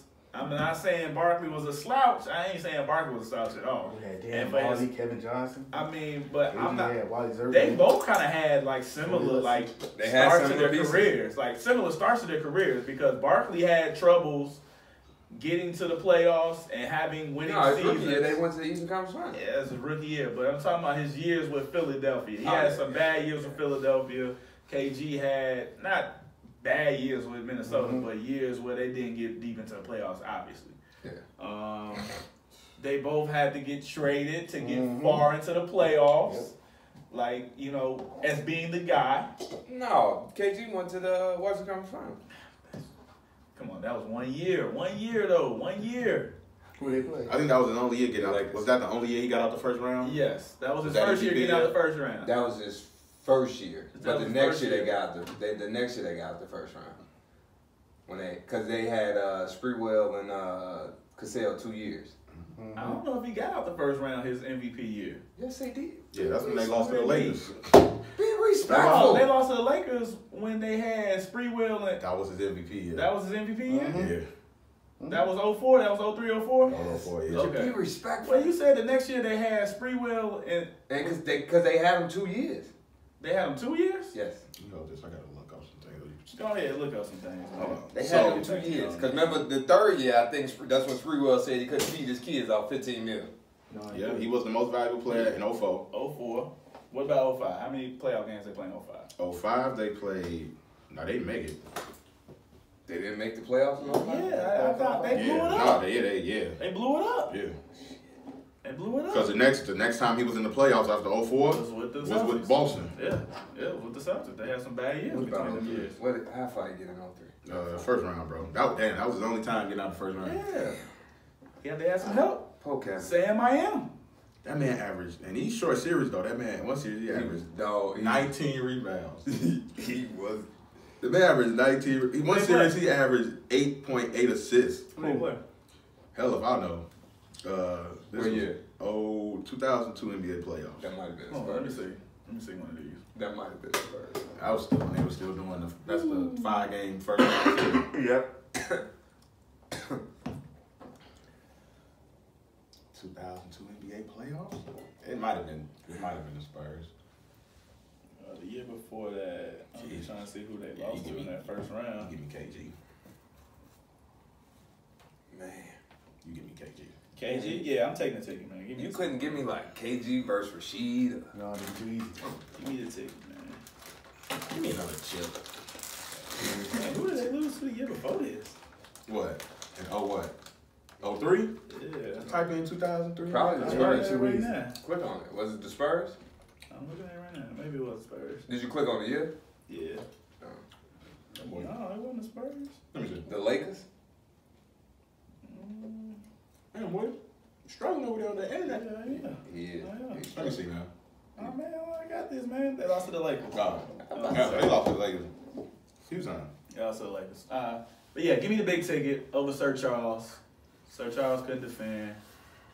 Terrible leader. Terrible leader. He had a dope commercial though. I am not a role model. Come on now. So did KG though. He was in Space That Jam. was yeah, he did. That was hard. He did good in Space Jam. Charles Barkley. Oh my God. Alright, I'm sick of that. Yeah. All right, man.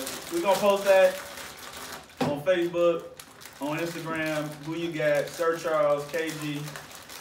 Ticket. Make sure y'all comment on that. Tell us who y'all got. And we'll check y'all out later.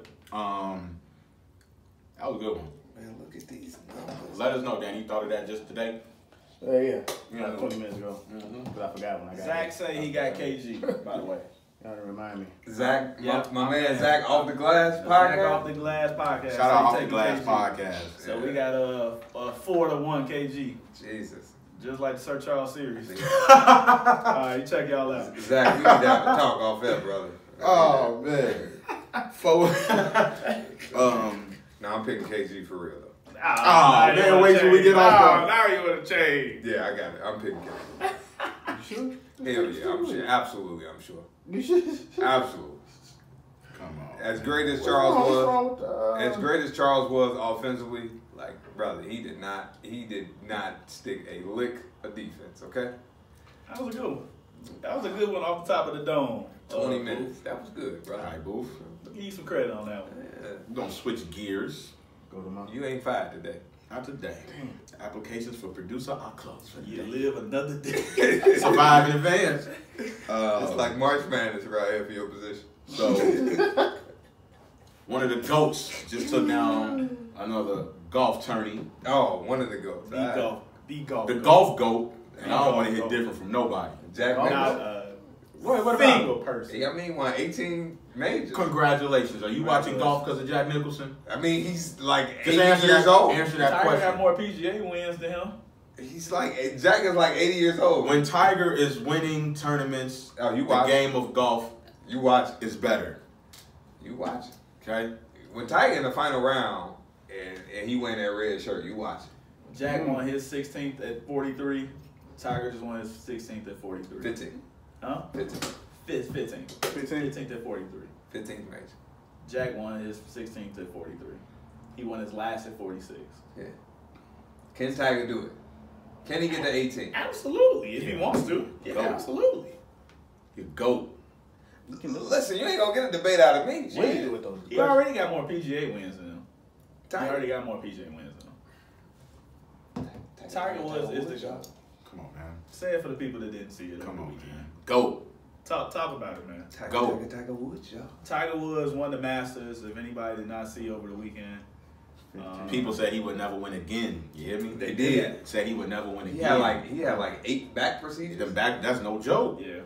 And people don't understand that's a huge That's a huge part of golf. part of golf. Yeah. It is. That's all. Bro, That's all that swing. That was. Niggas must be using. I will say though, boy. I know a lot of people did say that he would never win again, but they had good reasons of saying that too. Why? As well. Go his back. When you have Well, 8 the back back surgeries, surgery. like they know that that's going to, you know. He looked really bad at times. Yeah, he looked He awful looked at really times. bad at I don't know. If But I think a lot of those times he was rushing to come back. I mean, obviously it's a prediction, so you know they're predicting against time too Yeah. as well, and they're probably in the moment of saying that they're not looking at if he gets healthy 4 or 5 years down the line, he may not have another chance. So some of the people, don't get me wrong, like obviously you can never listen to the naysayers. Like you have to always prepare your body the way you're used to doing it, and then prepare your mind too as well. Like you can't let what the naysayers are saying get to you. But Tiger has been here, done that. I don't think other people understand. Like he has outstanding work ethic. And if he wants to Go! get up and play golf every single day of his life, he can do that and still be great. Like he's that type of guy. He has that type of work ethic. And he's impactful. I mean, GOAT. to be honest with you, I don't know so many people have been watching the Masters over the last Every day. 4 or 5, GOAT. 4 or 5 years. Go. Tiger Woods at the top of the leaderboard. All of a sudden, everybody's watching. Shout out to the dude, sports betting, that turned 85K into $1 million because he picked Tiger to win the Masters. All right, so I'm gonna just cut to Five. Get to what you read this weekend. What people were saying, because I want to discuss that. Oh. They said what they said. So I put a Facebook post up about Tiger Woods being a top 5 athlete of all time. Mm-hmm. To me, he is. Mm-hmm. He would fit into my 5. But there were some people saying that Tiger's not an athlete because he plays golf. I think people. First of all, I'll let you all kind of go into your views on it, but I'll kind of give you my thought of what I think people were trying to get to. Dude, First off, you take it. if you think golf isn't a sport, you're out of your mind. I ain't tired You of know how talking to play golf? Golf is golf is probably the hardest sport. Golf, Bro. baseball. No. Golf is the hardest sport. Artists. You got to deal with weather conditions. You got to deal with wind. You have to deal with grass.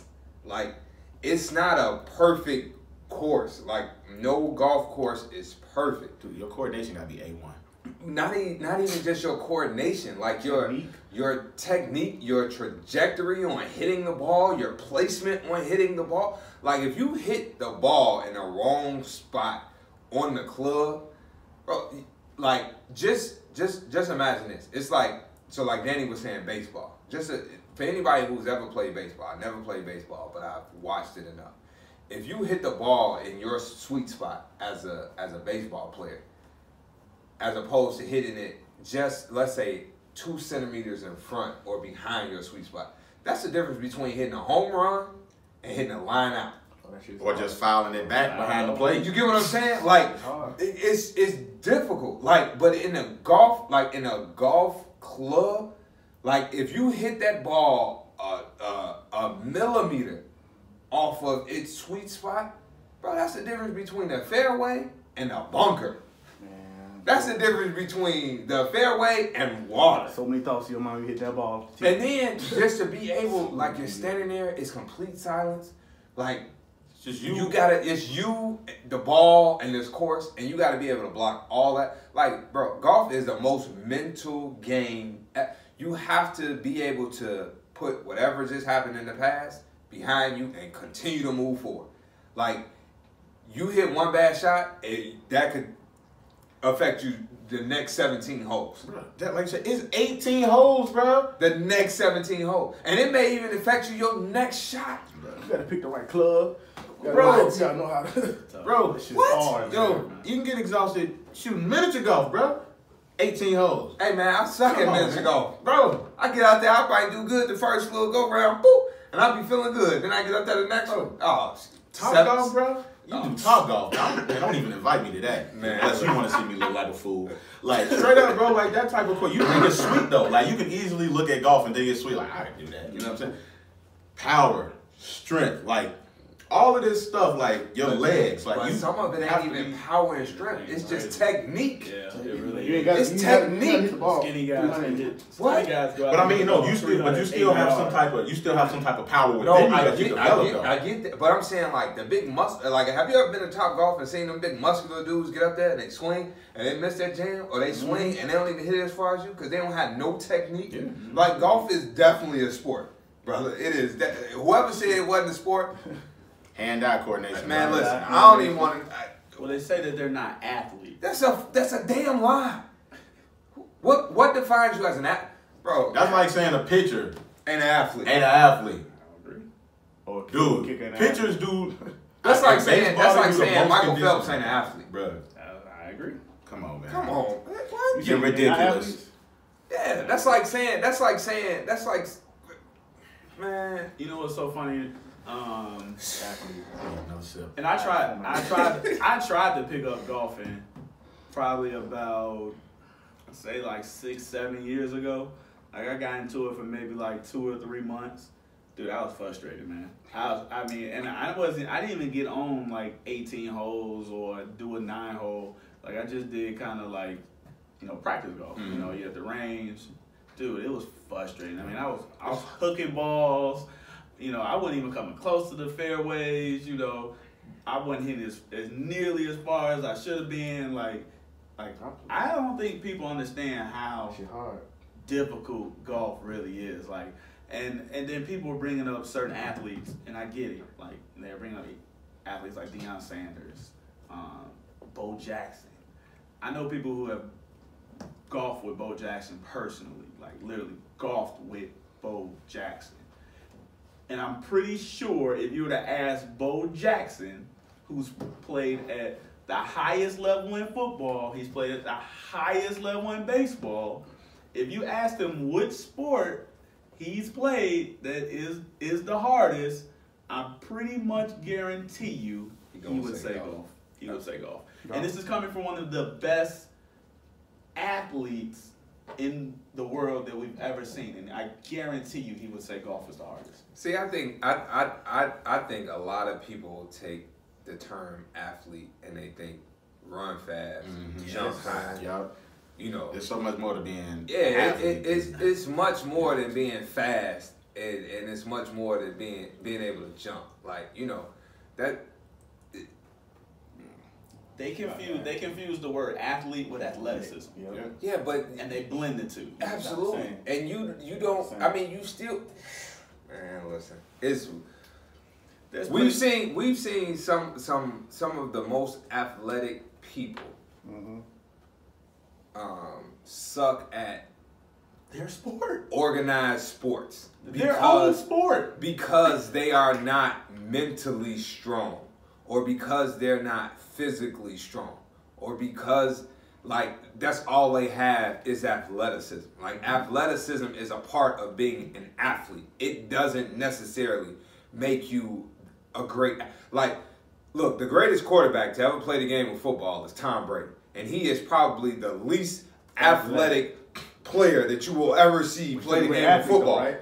But he is the greatest quarterback to ever play the game.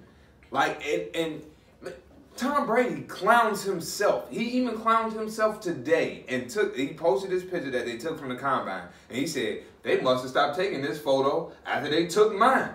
Because he just looks like a dude that's supposed to be working behind a desk, punching on the computer.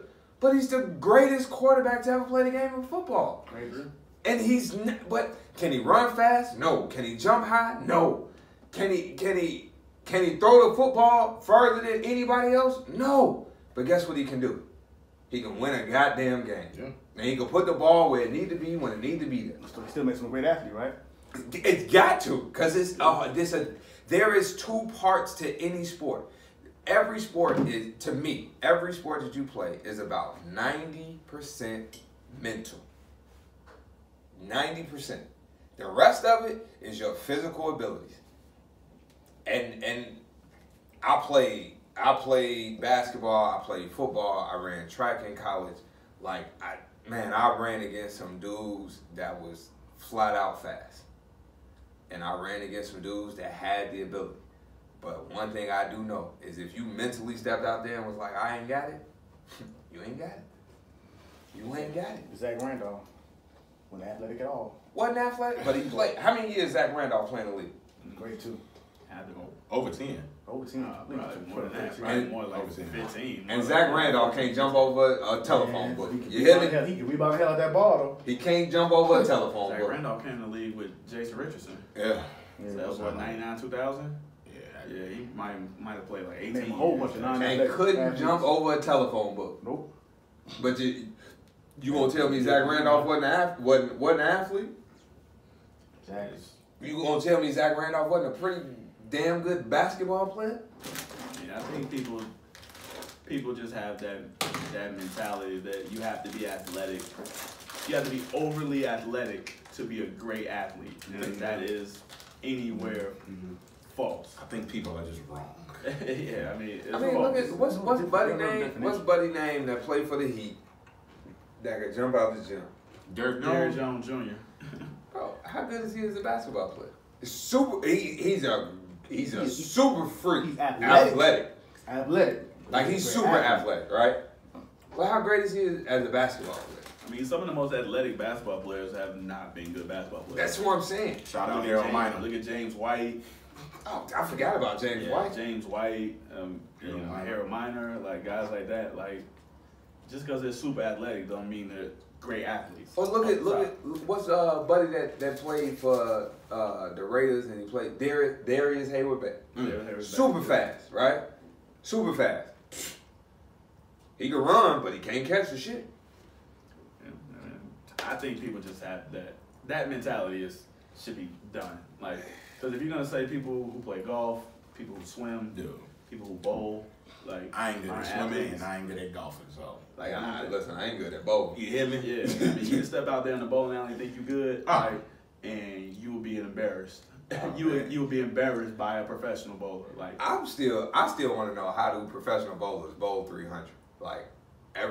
Man, just like golf, it's all mental. It's a lot of luck too. No, but I'm just like Danny. Like I get out there and I be bowling. I hit that first pin, and I just be like, you gotta be missing. It's a lot of luck too. You gotta have not a lot of luck, but you gotta have some luck. Well, you gotta think they professional, so that's something that they do every single day. So it's almost like a free throw. It's repetition. Yeah, So I think the they- form, Yeah, but think about you it. do have to have They some got type of that- luck, Yeah, bro. because you have to have the type of pen action. Yeah. To But I mean, when you do that action. every single day, you know what I mean? Like, Well, you do gotta have the I mean, but their Huh? ball, Yeah, you gotta like, have the pen action. Yeah. like, look at I'm their old. ball. They Yeah. ball looks the same every time. Like the ability to replicate that ball rotation out of your hand skill. every frame. The more you do it, the more easy it comes to you. repetition. It's tough, man. It's It tough. ain't easy. You do it all the time, man. Just next you know. Speaking of free throws, shout out to Montrezl Harrell, man. Did you see him not break his free throw routine yesterday? The clip they showed him with the ref. Ref gave him the ball. He said, "Nah." He gave it back to him. He said, "Nah, give it to me like this." He's like, "Just drop it in front of me." Ref just dropped it in front of him. He was like, "Thank you." Smacked him, boy. He's like, Oh, you better have. you know what I'm saying? Shout out to, man. There's been a lot of good free throw shooting I've seen. You the free throw master or something? No, man, I just like seeing good free throw shooting. He's the international small fry champion. Say it one more time for the people in the back. Say it again. He's the international small. He hit 19 out of 20. free Come throws. on now, respect me. 19 out of 20. Respect me now. The rim was 5 percent. Oh, my. Respect me now. The rim was an 8-foot rim. Follow us on Twitter, Goodfellas87. Like us on Facebook, Goodfellas Podcast. That's what he don't never tell nobody. The rim was on the 8. It was an 8-foot rim. 5. Small fry champ. My name's in the books. They can't take what we was. They can't. That was like 97. 2000. Oh, it was 2000. 2000. You almost 20 years up, man. What you gonna do? 2000. What you gonna do for the 20 years? Go back to Orlando, Worldwide Sports. Just got some folks, shoot some free throws. You know what I'm saying? Can you hit 19 out of 20 free throws? You went right to now? Orlando to shoot 20 free throws? Yeah. No, we was in. It was a tournament. It was a small fry tournament, and then they picked. You had to that's shoot. that's a snippet. Here, Oh, but- so you like. Yeah. Then when you got there, you had to shoot again versus some. I had to shoot against a dude from Robert Taylor Holmes. So from right here in the Chicago. Right here in the shot, he thought he was gonna beat me. Thought he So, was so my question: can you hit 19 out of 20 free throws right now? I can't. Yeah, I can. I can Right now. Yes. We got to go to the gym and record. Yes. I would definitely put some money that you can. I don't mind it. I like taking your money. And I give you 5 warm-ups. I don't mind it. I give you 5 warm-ups so you couldn't do So it. what gym? Look, okay, look. So I'm gonna open up the gym Thursday. You got to work Thursday? I'm free. You free? I'm free. All right, Thursday we can go to Bowen. Bro, 19 out of 20. Bro, it's free throws, bro. We can go to Bowen on Thursday. All right. We can go to Bowen on Thursday. You can't make 19 out of 20 free throws right now. I want to When was record. the last time you played basketball?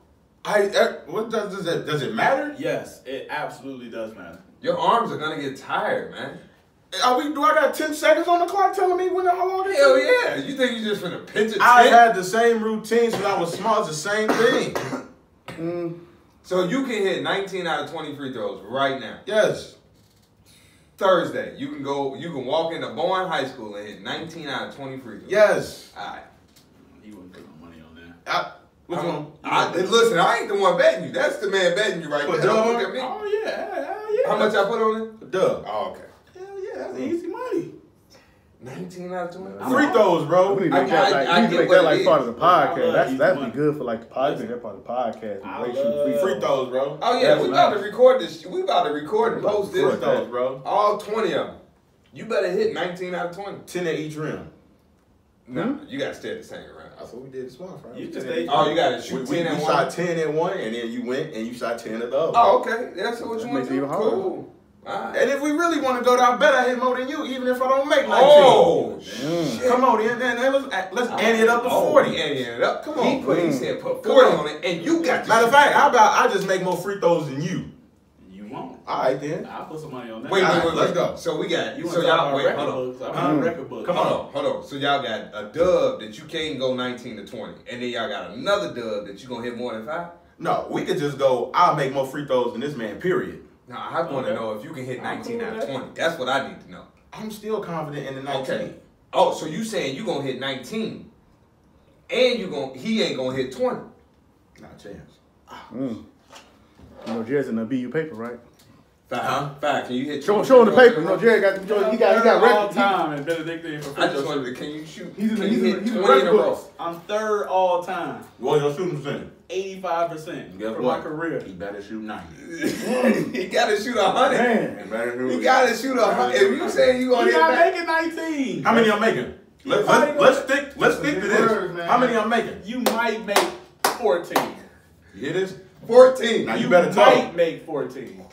You better. I'm gonna get Ray at least 16. Dude, the free throw is the easiest thing to do. I'm gonna get Ray in a, 16. In a gym by myself. I'm I'm gonna give him 16. In a gym by myself.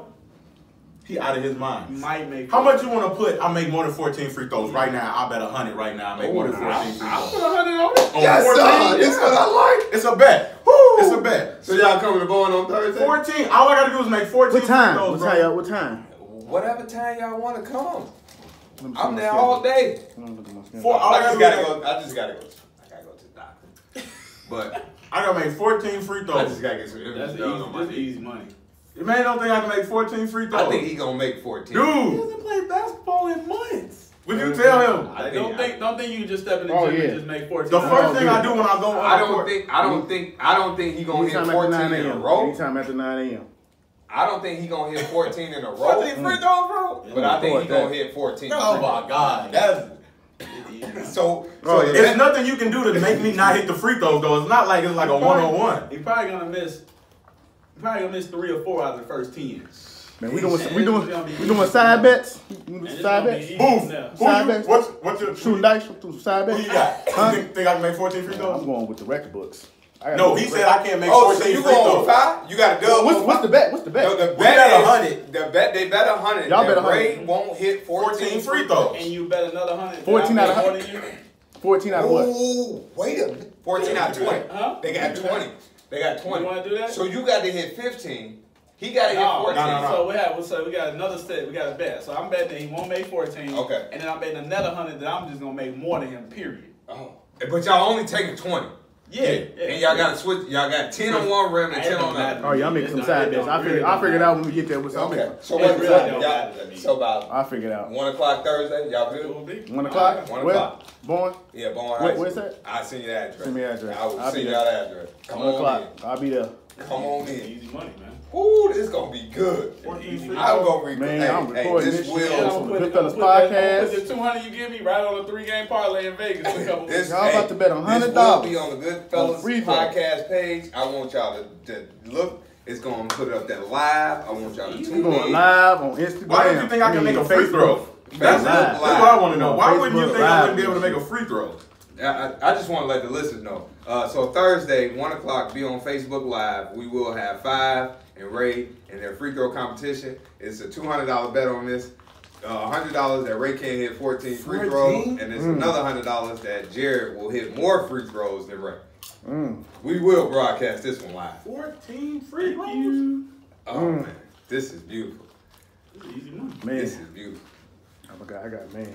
Oh, Good man. side bets. Yeah. Boom. I ain't been You 100 think I can make bucks. 14 free throws? Huh? Side note, Denver is winning It's by not that I don't 10. think you can make They 14 won free by throws. 10. Yeah, they came back and they won by 10. Oh sheesh. Huh? It's not that I don't think you can make And they 14 got free a throws. young cat in the money. You Yeah, ain't that's answer not the easy question. money. I'm winning money I on don't know. FanDuel. I got 2 days to think about it. You don't think I make 14 free throws? I don't know, man. You We're fine. not Listen, I'm winning money on. Listen, I'm winning money on Back in the FanDuel day. tonight. I'm winning money at Bowen on Thursday. You fine. Tune in, everybody. Man, I don't even know if I'm sure Jared can hit it right now. I gotta think about it. I gotta think what's going on. I gotta look at the gym. Gotta look Jared, at the when's the rim. last time you hooped? Maybe like a month ago. You want to say who, right? Rain hooped in about 6 months, G. A year. No, because I was hooping at Export downtown when I was working out. So maybe in a few months. Or a few months. It's easy money, y'all. I'll base my decision off y'all practice attempts. See what the form looking like. What the misses look like.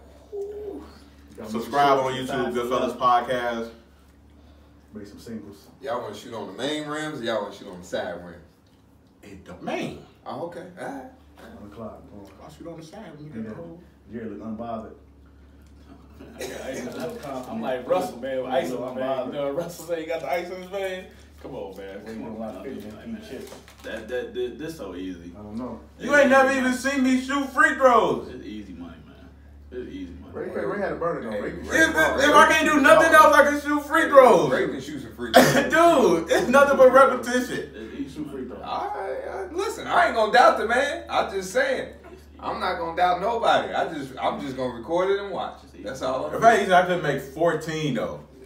Watch 14, 11 to That's what? 70%. 19, 11 to 17, 18. Dude, I'm gonna hit 14 free throws. Listen, this is now a better. Because I think it's easy. I mean, 'cause I really think you get 14. I know I can hit 14 free throws. I mean, that would be a bad investment for me. Yes. I bet that you couldn't hit 14. I know. No, Even if you couldn't. the trickier bet though is that Jared has to hit more than Ray. Oh, Period. definitely gonna hit. Period.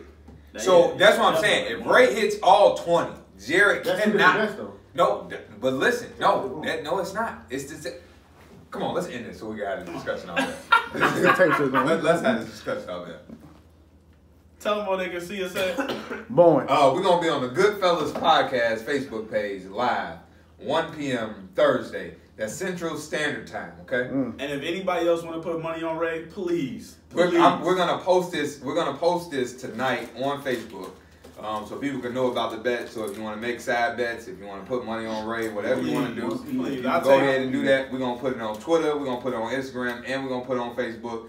Y'all gonna have to send y'all money in. You know what I'm saying? Some way, somehow, we'll let you know. Listen, I'll take quarters. Cash App. Listen, I'll take Chase, quarters, Quick Pay, Zelly. dollars, fives, 10. Listen, it don't matter, man. This easy money, y'all. This What's this in our is Cash easy App, Cash money. App names? Zellies. This is easy money. This is security guard money. Ooh. Woo! Y'all know security guards make that easy money. This security Stand there guard and post money. it up. Folders. So I have no defenders in front of me. So we'll wrap it up. Come on. But- let's We'll holler at y'all next week. Y'all got anything y'all want to add? man, listen. I did, but it don't even matter. I'm excited about this bet. Shit. I mean, y'all gotta be ready. You better not miss. I'm about to take y'all to board tonight. I'm about to cut Through the back door. You gonna cut the lights on? Look, I'm about to call. No. Call safety look, and security. All you gotta do is walk in the gym. The lights come on when you walk in the gym. Shit, I'm about to call the principal. Tell her cut the alarm off. But yeah, until next week. But look out for this live. We about to go live Thursday, 1 o'clock Central Time, Yeah, Bowen High School. 2 p.m. Eastern. That's all y'all got. That's all I get. Booth, what you got? I'm ready. I'm just ready. I'm ready. It's going down. I'm ready. Ooh. Yeah. This is good. You gonna need God.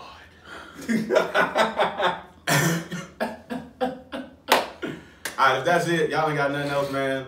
Love, live life. We will holler at y'all next week, and we will see y'all on Thursday.